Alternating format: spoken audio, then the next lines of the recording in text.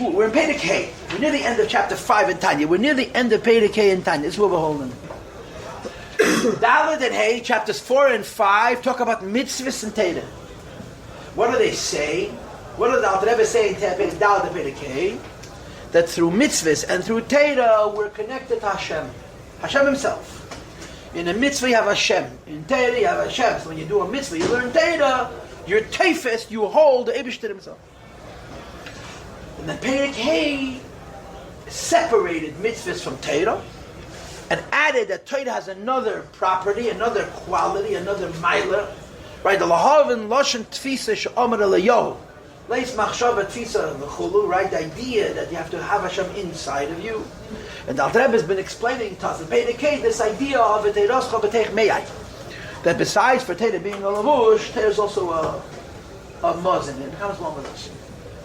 So as last week's class was winding down, for those who were here and remember, the last piece of the conversation was we talked about the word lishma, Torah lishma. So I said to you that we're going to have to come back to this week. And the yesod of the conversation, there's two things that I need to share, and I hope I'll keep my mind organized and share them to you in an orderly fashion. The first is that when you learn Tanya, amongst the many, many, many things that you sort of discover in the Tanya, is that the Tanya is talking about two basic things. The Tanya is talking about two basic things. The first thing the Tanya is discussing is what we need out of Yiddishkeit. What do we get from Yiddishkeit? But then there's another thing. The second thing is, what does the Eibishter need from Yiddishkeit? What does Hashem, what does God need from Yiddishkeit? Well, we need out of Yiddishkeit, yeah. This is called, this is also a form of Ratzav Hashem. What Torah mitzvahs helps me, and Torah of mitzvahs allows me to serve Hashem so the Eibishter gets what the Eibishter wants. And all over the Tanya, or periodically in the Tanya, this duality emerges. I'll tell you, we'll say two statements, one after the other. One will describe, you haven't paid the Lamed Aleph, you haven't paid the Lamed Beis, and paid the Lamed Gimel, Kameshi is Bailakama. What Yiddishkeit does to help us achieve what we need out of Yiddishkeit, and Kvayachol, what Yiddishkeit does, Kvayachol, that the Eibishter should get what the Eibishter wants out of Yiddishkeit. Right? Yismach Yisrael Ba'esav, yeah? A Yid is happy for the Eibishter, that Hashem gets from Yiddishkeit, Yeshel Ismeach, Besimchas Hashem. Be happy for the Eibishter. Why are you happy for the Eibishter? Asher sos v'sameach b'nirasim tachtein. That's what the Eibishter wants. And in the Tanya, there are these two themes. The way I teach it to the kids, to the girls, is that there's an argument between us and the Eibishter. There's a dispute. What's the argument? The argument is we want to come close to Hashem. And if you learned in Rashi in last week's Pasha, in Pasha Shmeis, Surah Mikan Le'Iskarav L'Sham. You want to get closer to the Eibishter, you have to go away from here. That's very simple. You want to come closer to Hashem, you have to go further away from here. Surah Mikan Le'Iskarav L'Sham. This is our perspective. So we see Yiddishkeit, we see Yiddish Torah, Mitzvahs, Chassidus, Avodah. Like it says in Tanya Perek Lamed Beis, chapter 32. V'hagbio, lahales, hanefesh, alaguf, ma'ila, ma'ud. You want to raise the neshama over the body. You want to make the most important thing the spirit, the tzura, not the choyme, the ruchni, not the gashmi, the alakusa, not the metzias. Right? That's what a Yiddishkeit is. Yiddishkeit makes us the spiritual people, holy people, the nation of God, who are involved in holier and higher and more meaningful things. Yeah, that's what we want. But the Eibishter wants exactly the opposite. The Eibishter wants exactly the opposite. The Eibishter wants Hashem wants to be mamshech, elakus down, to bring Hashem down. So there is, so to speak, an unwritten conflict, unwritten tension in our relationship with the Eibishter. Because from our end, all we're concerned with is getting close to Hashem. From the Eibishter's end, the Eibishter's need, Klayochel, the Eibishter's want, Klayochel, is to bring Hashem to the least godly place. When you bring the Eibishter to Antarctica, when you bring the Eibishter to far from a place, and you plant a seed of Elokus, this is the Eibishter's kavod, this is the Eibishter's interest, and there's a conflict. So the Rebbe has a Sicha, in the Kut Sicha is Chelik Dalit, Perek Yov is Perek Dalit. This I talk about the Sicha periodically, where the Rebbe makes a very interesting observation. There's what we want out of the Yiddishkeit, and what Eibush wants out of the Yiddishkeit. A Yid has to do both. Because if he doesn't do both, he has neither. Why? Because in order for you and you to be able to make this world a home for Hashem, we have to want to not be here. If we live in this life, and Baruch Hashem Elam Hazes Gvaldik, it's America, it's the 21st century, it's the third millennium, if we like the world in which we live, you can't serve the Eibishter if you enjoy the world in which you live. There needs to be, I don't want to be here. Like the Sipar Hayadu, the Mezitcher Magid, the famous, or the Magid, where the Magid says, in der Heim is Andish, this is a, Hachnes Atzmachol, the Pruzder Kadesha Tekonis Ladrakman. This world is a Pruzder, it's a hall, it leads to a palace. The palace is the Elam Haba. This is how you think. If you don't think in terms of I want to be close to the Eibishter, you can't make a deal with Tachtainim. Why not? Because you enjoy Tachtainim so much that you make it a deal not for the Eibishter but for the Yetzer Hara. Yeah, but the opposite is also true. If you don't have a sense of what does Hashem want from me, Mo Hashem Elokech Asher Me'imach, or like you have in the Hayem Yem of Vos Mendav Dir, right? The Hayem Yem's question: why does Eibishter need us? If you don't have that, then your Ratzah is not serving Hashem, your Ratzah is serving yourself. When is a Yid serving Hashem? When he's running to the Eibishter, when part of his equation is, what does the Eibishter need from me? Not just what I need from the Eibishter, but what does the Eibishter need from me? So the truth lies in the tension, in the pulling into directions that comes from this Ratzah V'Shev. This is what we need at Yiddishkeit. What the Eibishter needs us for Kvayachol. The Eibishter wants us for Kvayachol. In what we do for him, in Elamazeh, Gashmi V'Chumri, and the truth is in the combination, is in the duality, the Ratzah V'Shev. Now in Tanya, the first 34 parakim, chapters 1 till Lamedal, the 34, are teaching us how we come closer to Hashem. This is our interest. Beginning with Perek Lamed Hey, beginning with chapter 35, the Rebbe turns the tables, and he starts to talk not about what we need, but for what we are needed, what the Eibishter wants. Right? The Rebbe brings in Tanya, why would the Eibishter put a person in this world, give him a Yetzer Hara, and have him fight a war that he's never ever going to win? Lei Galarik, he's never going to win. The Rebbe writes, Tia Nechamasam B'Keflayim. Lenachamam B'Keflayim. The Rebbe says, I'm going to give it, make you feel so good. You're going to struggle with your Yetzer Hara. You're going to be 90 years old, and you're going to think, listen, when I was a kid, and I looked at 90-year-old people, it looked so holy. Now I'm 90, and I find out, it's a Punkt der selbe Sache wie 70. No, but then, nicht mehr will nicht entdecken. Man kann nicht entdecken, mehr gar nicht. So this is what I lived for. So the Rebbe says, but you did a mitzvah. And you made a deal, is Baruch Matachtoinim. And this is the Eibishter's Nachas. So this is the Tanya. Until Perek Lamedal, the Rebbe is talking to us about how we come closer to him. In other words, our interest. And beginning with Perek Lamed Hey, the Alter Rebbe is describing his interest. What the Eibishter needs out of Yiddishkeit. Now, and you learn Chassidus, you encounter this often. In Tanya, you obviously encounter it. But you encounter it a lot.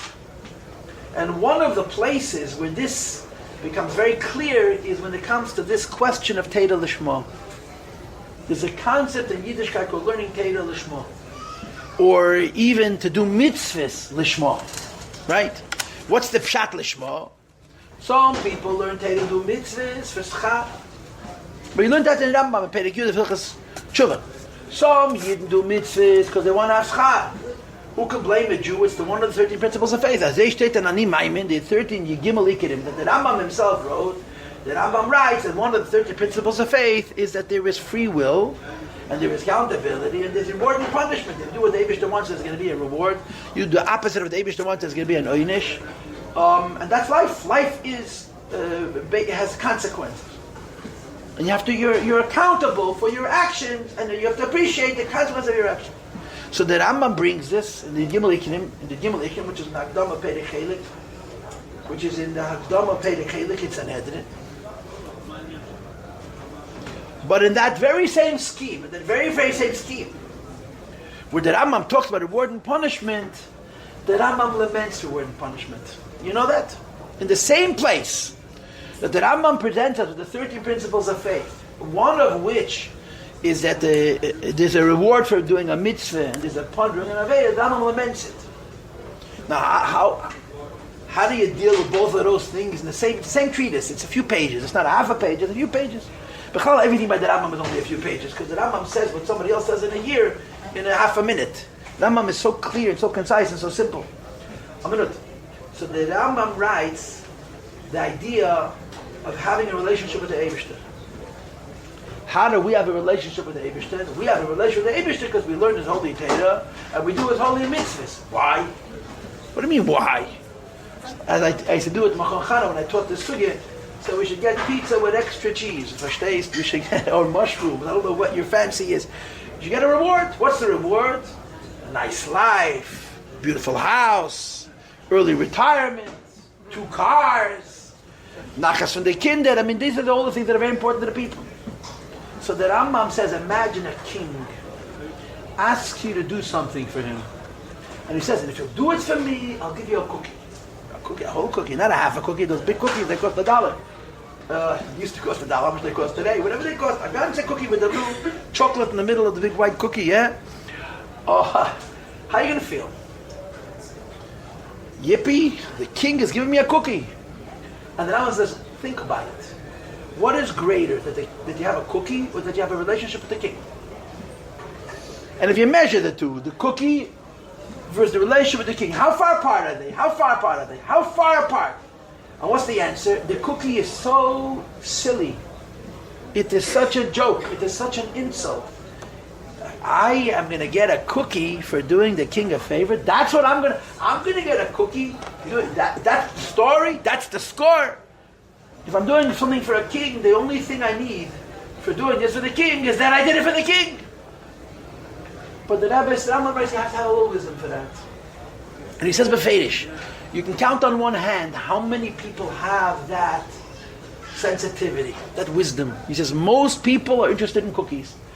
And he articulates it. But this is the famous thing that you all know. Anybody who's in Chinuch knows this Rambam. This is what the Rambam talks about giving a child. First a cookie, and then a toy, and then money, and then flattery. The Rambam gives you a list of bribes, what he calls shalei lishma, until the person matures and he grows up and he does it lishma farneibish, lishma, for the right reason. So the Rambam talks about schar ve'einish. He does. He talks about reward and punishment. But then he says, what reward do you want? What reward do you want? You want a cookie? Oh, you graduate from cookies. Now you want a tanka toy, a tinka toy, a truck with those metal trucks that you can throw at your brother when you're angry and smash his head. I know from experience. Okay, whatever. The wooden blocks, they also do a lot of damage in the right time and place. They don't make blocks out of wood anymore. Why? Because it's too expensive. And they're worried about landfill. Yeah, and then he said, no, I don't want a toy. I want money. Well, no, I want flattery, yeah? And then, of course, the whole point that the Rambam is making is reward and punishment is true. But decide what reward is. And the Rambam concludes that if you have any wisdom, you'll understand the only reward that's worthwhile for your relationship with the Eibishter is your relationship with the Eibishter. It's called Lishma. In the Rambam's language, it's called Lishma. He says, for emes, mepnei shehu emes. You do the emes because it's emes. Schar is an insult. Now, yeder eine vase, das ist das Pashat, right? We all have so many things you want for the Eibishter, and it's very easy to say we're big Chassidim, you know what I'm saying? But when it hurts, we're not such big Chassidim. Lishma zamadei. It's an emes. It's a real emes. To serve Hashem, just to have a relationship with the Eibishter, is very easy to say, but it's real. It's real. So the Rambam discusses. The Rambam's opinion is that when you raise a child or a person who's not sophisticated, you talk to him about the consequences. You'll be a yid. You'll have this, and you'll have this, and you'll have this. But hopefully, the person will eventually grow up. And it'll be Eivid Me'ahava. His reason for serving the Eibishter is just because the Eibishter is emes, and he loves emes. And then the Rambam writes the words that I said before. Eis es ha'emes mipnei shu emes. Do the truth just because it's true. The end of that sentence, by the way, is v'seif ha'teva love v'glola. There's schar also. But your Indian is not the schar, your Indian is the Veda Hashem. So there's a notion of Lishma. Lishma means I'm not thinking about cookies. You know, when the Rambam talks about Mashiach, the Rambam gives a list of reasons why people want Mashiach. Do you know that? One person wants Mashiach because he's angry at his neighbor. An anti-Semit. Mashiach gonna come, I'm gonna get him. Another guy is a little more sophisticated than that. My neighbor's been making fun of me. When Mashiach comes, I'm gonna be richer than him and I'll make fun of him. The Rambam Poshet list is the second to the last halach in Hilchas Malachim. Look at it again. You'll see that the Rambam gives you very delectable reasons why people want Mashiach. But he says, Lein Isavu Achachomim. If you're a Chacham and you're a Navi, you don't want Mashiach to get even with this one, or to punish the other one, or to show up the third one. You want Mashiach, you want to serve the Eibishter. Right? You belted that to be Pnuyim, B'Teira, B'Chachmasa. A person has to choose what his motivation is, what his schar is. And a deeper person, a mature person, a higher person's reward for the relationship with the Eibishter is the relationship with the Eibishter himself. This is Olam Haba. This is what the Rambam is trying to teach us. Since he takes you on a journey, he talks you through it step by step by step by step. So the Rambam then writes in the Shleish Esrei Ikim, the 13 principles of faith, that one of the 13 principles of faith is schar v'yenesh. He says, don't want a cookie or money, or a toy or money or flattery. You want a relation with the Eibishter. It's the greatest and highest schar a person could possibly have. This is called in the language of the Rambam, oivid me ahava, and it's the madrega of Avraham Avinu. This is what the Rambam writes in Hilchas Tshuva Perek Yud. This is called serving Hashem out of love, and this is called the madrega of Avraham Avinu, where you're serving Hashem l'shmo. Okay, now, then you bring Chassidus into this mix. Now, let's add Chassidus. Now that we have that Rambam as a base, and we have an understanding, we have a sense of the idea that schar has levels, and that if a person has seichel, he does it l'shma. L'shma means he doesn't want an extraneous schar. He doesn't want an extraneous schar. He wants the thing itself. He wants the thing itself, and the thing itself is a relationship with the Eibishter, not the cookie. I'm not seichel, so l'shma. Enters Chassidus. Yeah. So what's like Lishma? So in our Pedic you have one Lishma. Pedic, hey, we have a Lishma. We read the last words we read last week was this Lishma. And in other places in Chassidus they have a very, very different Lishma. What's Lishma here? We should take a look inside the Pedic. Maybe not such a bad idea. I should see it inside. It's Daf Yud Amar Aleph. That means page 19. And it's 8 lines into the page. It's mamish close to the end of the page. It's Daf Yud Amar Aleph. That means page 19. Page 19 is the opposite of page 18. And it's 8 lines into the page. I'm reading inside. Ulishma Hainu. What is the Taich Lishma? Kedei lekasher nafshei laHashem. To connect your neshama to the Eibishter, ayadei asagas atera, by reaching and understanding the Torah, each person according to his intelligence, right? So what's Lishma? Lishma means I want a connection to the Eibishter. I want a connection to the Eibishter is not Poshet. Lishma, I want a connection to the Eibishter. I told you the story. There's a guy I know. I'm not going to say names, even though he didn't tell me not to tell any names. A guy I know, his father and his mother were separated for about 15 years. When she got married, she was in her early 20s. He was probably close to 40. And they dated, you understand. He was a European boy. He came actually, it's a long story, but he had a shaykhis with Mir and Lubavitch and Lublin. He was in Shanghai, and he knew them all. He became a Lubavitch, and became very connected to the Rebbe. And he hung out in Montreal. And he knew Chassidim with the Peretz. The Peretz was a Emes Mashpia. The Peretz was a Tzir and a Mashpia. Anyways, he's courting this girl who was mamash half his age. And she says to him, what's your ambition in life? What's your goal in life? So he says, my goal in life is to become attached to the Eibishter. So she starts crying. Now you try that today with a girl. A Chassidish girl. What's your goal in life? To become one Atzmas L'Bahus. Check please. We're going on with separate taxis. She thought it was the most beautiful thing in the world. They got married and lived happily ever after. True story. I heard it from her son. She was a younger married. She was a Canadian girl. She was born in Canada. She never learned in a yeshiva in her life. But she was raised by frum parents then, so it means her parents are Mesidus Nefesh. And she met that boy, a Chassidish boy, who came from the old country, and he was much, much older than him. And she said, what's your goal in life? I want to become one with Nevish. Now, we can't all say that. We have other interests too. I want to go to Nevish, but I want to win the lottery also. Forgotten so light, yeah? You see, so that's like Lishma. Lishma, Hainu, Lekasha, Nafshe, V'dati Bavaye, to become attached to the Nevish, it's an incredible thing. But safe, kol safe, that's not the highest Lishma. It's not. Because this Lishma is you. I want to become attached to the Eibishter. The higher Lishma is a Vos Mendav Dich, you understand? The higher Lishma, what does Eibishter want? That's a different Lishma. Where the Lishma is not, I'm going to come close to the Eibishter, but as we say in our culture, Oistin the Kavona. Lishma to fulfill the purpose that the Eibishter wants. And the truth is, you have Tanya and Tanya also in Perek Yud and in Perek Mamalef. What is that? Right? He's talking about Tzaddik Gomer, yeah? Kibro de shtadel bosar avu ve'imei u'mosar nafshei aleihen lemisa derachim loin yoyse megamei ve'nafshei v'ruchi v'nishmasei. Like a son who loves his father and his mother, and mosar nafshei aleihen lemisa, he's prepared to give his life for them because he loves them more than he loves himself. This you don't have in Nigle. Api Nigle, the love from a parent to a child is always greater than the love from a child to a parent. But the Zayar proposes that there's a madrege where a child can love a parent more than the child loves himself. This is serving Hashem for the Eibushter's sake. This Lishma is what does Eibushter need from me.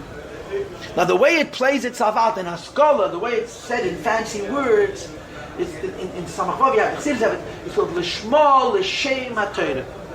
What does it mean to learn Torah Lishma? For lack of words, you're learning Torah to do the Torah a favor. Now, how does a Yid do the Torah a favor when he learns the Torah? So again, this is brought to the Chassidus, and it's brought from a source, from Sfarim, that there's an expression that David Hayamakasha Torah Shalmailim HaKadosh Baruch. That means a Yid's neshama is higher than Torah. A Yid's neshama is higher than Torah. Torah has its limitations. Torah is the Eibishter's Chochmah, Hashem's wisdom. Torah is the Eibishter's Oy, Torah is the Eibishter's light, but Torah is not Etzem. Torah is not one with the Eibishter. When a Yid learns Torah, he's doing the Torah a favor. L'shma, l'shem ha-Torah, he's connecting the Torah with the Eibishter, and I can elaborate on it. What I'm trying to share is that even when you get into the realm of L'shma, which is a very, very high level, there are two L'shmas. There's the L'shma, as you would understand it, when a Yid's avodas Hashem is, how do I get close to the Eibishter? So the Shema is, my only interest is to come home with HaKadosh Baruch. But there's a different avodah, there's a different Lishma. And the second avodah is, I'm not thinking about what I need, I'm thinking about what I'm needed for. This is my mission, this is my purpose, this is my definition. So the Eibishter needs me to learn his Torah, because somehow this is going to have a favorable influence on the Torah. This is what I'm going to do. So, as lofty as this is consistent with the first part of the Tanya. The first part of the Tanya is teaching us how we should come close to the Eibishter, Lishma. Okay, now, this is the first point that I wanted to share, which is a carryover from last week. There's one more thing that I want to say. And the other thing I want to say, and it's tied into this, is the following. We're learning about Torah mitzvahs. And we're giving the distinct impression that Torah is more valuable than mitzvahs. It's very clear. When you learn Tanya 4 and 5, Perek and Hey, it's very clear that Torah is greater than mitzvahs. Why? Because when you do a mitzvah, you wrap yourself in a beged, in a lahush, only. And when you learn Torah, first of all, you're wrapping yourself in that same beged, in that same lavush. But in addition, you're also eating food. The Torah is mozeh, right? It becomes one with you. Now, the way this plays itself out is as follows. The neshama comes to Gan Eden. And as I've described to you many, many times, the way Gan Eden works is like the world. The center of the world is a Beis HaMikdash. The Beis HaMikdash on this earth has doors, and you can walk in. The Beis HaMikdash in the Eilam HaSalyenim only has windows, there's no doors. And no one goes into the Beis HaMikdash. When you're L'mayla, in Eilam HaAsiyah, in Eilam HaYetzirah, in Eilam HaBriyah, in Eilam HaAtzilas, nobody is inside the Beis HaMikdash. You want to go into the Beis HaMikdash, you have to come down into a goof, and to physically go into the Harabayis, into the Azora, and so on. Lamaila, you only live in what's called the world, the Eicholis. The Beis HaMikdash is off limits. There's windows. And the neshama that was in this world did mitzvahs and learned Torah. And to be more precise, they did mitzvahs with a kavana, and they learned Torah the way you're supposed to. So they have a lot of capital, a lot of what's called tainug, the pleasure of what they learned and what they didn't, so on and so forth. This tainug of their Yiddishkeit is deposited in the Beis HaMikdash. So you all have, we each have a reservoir of oil laki, of tainug laki. It's in the Beis HaMikdash, but you can't go pick it up. Why can't you go pick it up? Because there's no doors, can't get in. But there's windows, and the light shines through the windows, and you have to catch it. In order to catch it, you need levush. The garments, the mitzvahs that we did in this world are the garments that bring to us the tainug ha'asaga of the Algus we did in this world. In other words, I told you the story about a tzaddik, a Rasha, where the last moment of his life did shuvah, so it says in Kisvei Arizal, they gave him somebody else's mitzvahs. Why? Because if you come to Gan Eden and you have the most incredible itis, the itis of a Baal Tshuva, if you don't have mitzvahs, you're sitting in the most glorious light, and for you it's dark, because you don't have a beged, a conductor, a lavush, to conduct the mitzvahs, the oil of the mitzvahs that you did. So the way we understand mitzvahs are only a garment, and not only a garment which surrounds you as opposed to becomes one with you, but they're only a garment to conduct a light. And the light is what you want. When the neshama comes to Gan Eden, the neshama, I'm sure it doesn't feel heavy to be walking around with a million shirts if we did a million mitzvahs, but it's not about the levushim, it's about the oil, the light, which comes to you from Gan Eden to where you are from the mitzvahs that you did in this lifetime. In other words, in Gan Eden, you're experiencing godliness, the light of godliness, the understanding of godliness, the pleasure of godliness, and the mitzvah acts only as a conductor, you understand? So this is another thing. The first thing is, Teda is levush and mazin. It's not only a garment, it's also the food itself. But the second thing is, the only reason you need a garment is to conduct the light which you're going to internalize, which comes from the Teda that you learn, and then it's kavona. The kavona of the mitzvahs that you did. When you learn these two prakim, this is the impression you come away with. In other words, when you want to say that mitzvahs are better, that Teda is better than mitzvahs, there's two reasons, not one reason, why Teda is better than mitzvahs. The first reason is because Teda is food, it's not just a garment. And the second reason is, you don't need a garment, you just need a garment to bring the food to you.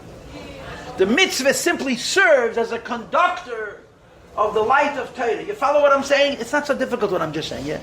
So I want to just say this very, very important. This entire perspective is based on the point of view that everything we're doing for ourselves. Everything you do for you. It's not bad. One person's self is pizza with extra cheese. One person's self is to make fun of his neighbor, who will now make fun of him because he has a car from a newer model, a newer year. And you say you want to make fun of him. And one person's self is to become one with HaKadosh Baruch Hu. L'kasher nafshei l'Hashem. But even that is self, you understand?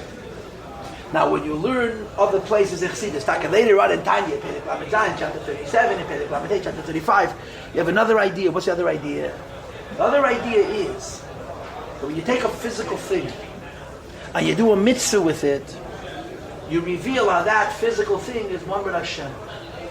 In the Lashon from the Rebbe Marash, you show how in the Yesh HaNivra, how in a lifeless piece of physical earth, you have the Yeshes of the Eibush himself, the truth of Hashem himself. This is called Dira B'Tachtonim. When you learn Chassidus, especially the Rebbe's Sichos, about what we accomplished when we make this world a home for HaKadosh Baruch Hu, it's not about light, and it's not about delight, and it's not about experiences, it's not about revelations. You take a physical thing, which exists right now as a piece of wood, and you use it in the performance of a mitzvah, and it becomes godliness, the same piece of wood. This is also a lishma for the Eibishter's sake, you see. This is not me, this is what the Eibishter needs. And this is how Chassidus explains Olam Haba after Gan Eden. Olam Haba is you get to see how through the mitzvahs that we performed, you reveal the Eibishter in this world. So there's 2 points here.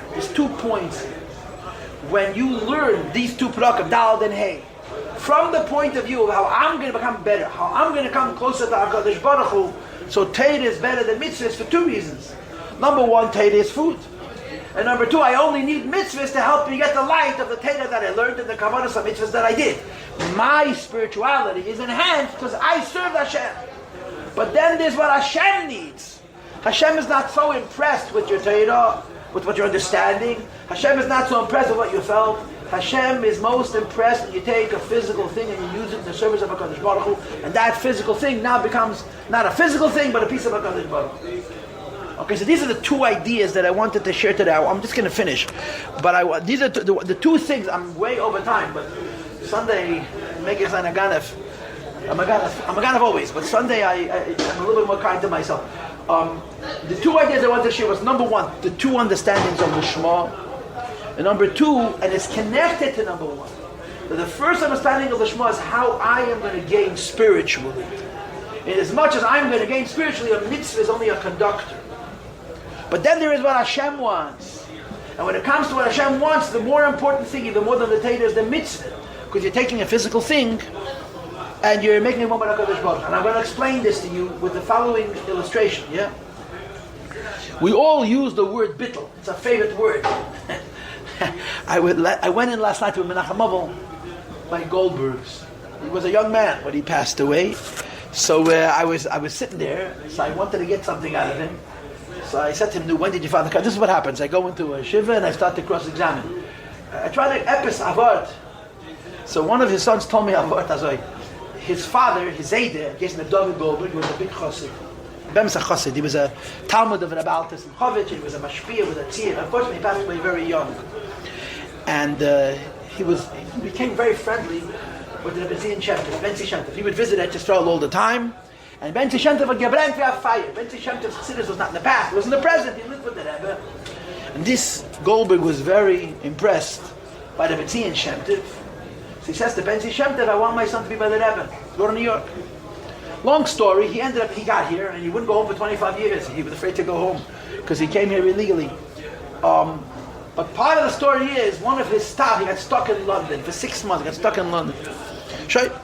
He comes into a shul and he sees that Meir Gurkov, Meir Gurkov was many generations, 5 generations ago. He was a Tomim. He's looking at Yidavin, he never saw Yidavin like this. And he couldn't decide, is he a Lubavitcher or he's not a Lubavitcher? So he says to him, are you a Lubavitcher? So Meir comes and asks him, first you have to tell me what a Lubavitcher means. So Goldberg said, I knew for sure I met a Lubavitcher. It's someone who did the problem is solved. If you have to know what a Lubavitcher is, this is it. Don't see this. Okay, I forgot why I told you the story, but it's a Geshmak Avart. I got it. If I get it, I got to give it away. If I don't tell it to you today, it's lost. And they're not going to repeat it. I value these kind of narishkeit. Nobody else does. That's what makes me better, because I care about all these little, who cares? So we use the word bittul. What's the bittul? Bittul means the other guy is no good. You never look at yourself. Bittul is the other guy. We use the word bittul all the time. And we abuse the word. We have bittul terribly. We've done bittul a very big disservice. Thanks for the help. Now, let's talk the touch bittul. They've made a world. And the world is supposed to become bottle to Hashem. The world is supposed to become bottle to Hashem. So what happens to the world when it becomes bottle to Hashem? You got two choices. One choice is there's no more world. The world existed, but the world is klipa, and when the world becomes bottle to Hashem, the world stops existing. Yeah, but there's one other choice. The other choice is the world as you see it becomes an expression of Hashem. And this is the difference between a bench that a yid sits on to daven and a bench that someone sits on and doesn't daven. What happens if a Mashiach comes? Yeah, benches have a very short lifespan, life expectancy. How long does a bench last? A few years. And then the bench is gone, they throw it in the garbage, and get a new bench. What happened to the bench that was thrown in the garbage and put in the landfill and it rotted? If no yid sat on that bench and thought, Divrei Torah, that bench was bottle. No more bench, comes home with the Eibishter. But if a yid sat on that bench becomes the Eibishter. And just like you have Tchias HaMesim, that bench has Tchias HaMesim. Why? Because its Metzias is an expression of the Eibishter. This is what happens when you do a mitzvah. You take a physical thing, and by using it in the performance of mitzvah, including your own goof, you immortalize it, you make it a David Itzchi. The bittul of a chafsa shel mitzvah is not that it's destroyed, the bittul of a chetzer shel mitzvah is that it expresses the Eibishter. This is not our interest. This is his interest. This is the other dimension. In other words, here we're learning about Torah mitzvahs. And it culminates, its end is that Lishma means I become closer to the Eibishter. In as much as this is concerned that through my life I become closer to the Eibishter, a mitzvah simply helps me feel the Eibishter's light. But later in Tanya, when you're learning not about my interest, but about the Eibishter's interest, you discover a whole other dimension. The Eibishter's interest is to bring the Eibishter to a bench.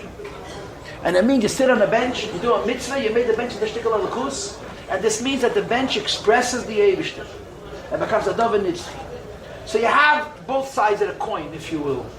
In these two prakim, we prioritize Torah over mitzvahs in a number of different aspects, because this is all how a person becomes closer to the Eibishter in his experience, how you feel closer to the Eibishter. And later in Tanya, we're going to learn something else. Okay, so there's a sikha from the Rebbe, Tishrei Tovshin and Beis. It's called Halachis Ha'elu Halalu Einan B'Teilum Li'elu. It's a very unusual sikha. The nuance, the diuk of that sikha, it's very abstract, it's very edel.